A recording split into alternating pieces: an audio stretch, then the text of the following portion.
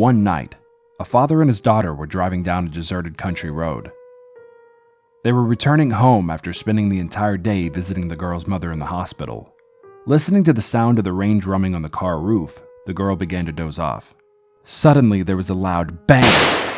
The father struggled with the steering wheel, but the car skidded off the wet road and slammed into a stone wall. After checking that his daughter was uninjured, the man got out of the car to survey the damage. Both of the front tires had large punctures, and the right fender was crumpled against the wall. The rest of the car had survived unscathed. "We must have driven over something in the road," he explained to his daughter. "Whatever it was, it blew out both the tires." "You can fix it though, right?" asked his daughter, somewhat shaken by the accident. "No," replied her father, shaking his head. "I've only got one to spare in the boot.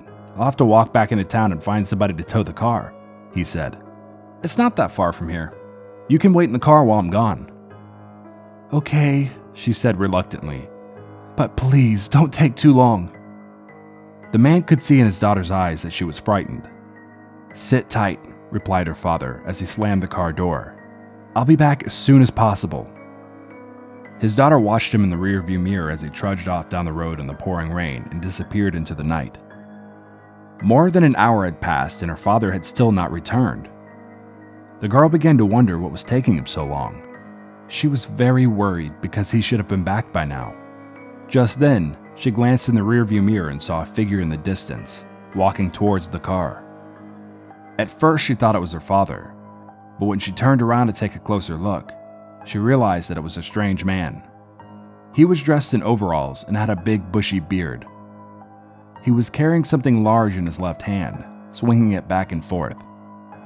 Something about him made her very nervous. As he approached, she stared out the back window and squinted her eyes. In the dim light, she could just barely make out what he was clutching in his right hand. It was a big, sharp butcher's knife.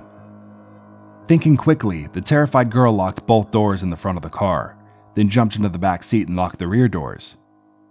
When she looked up again, she saw that the strange man had stopped in his tracks and seemed to be staring directly at her. Suddenly, the man raised his arm and the girl let out a blood-curdling scream. In his left hand, he was clutching her father's severed head. She just kept screaming and screaming. She couldn't stop herself. Her heart was pounding and she struggled to breathe. The grotesque expression on her father's face was horrifying to behold. His mouth was hanging open, and his eyes were rolled back in his head. When the man reached the car, he shoved his face right up against the window and glowered at her with his crazed, bloodshot eyes. His hair was wild and matted with dirt.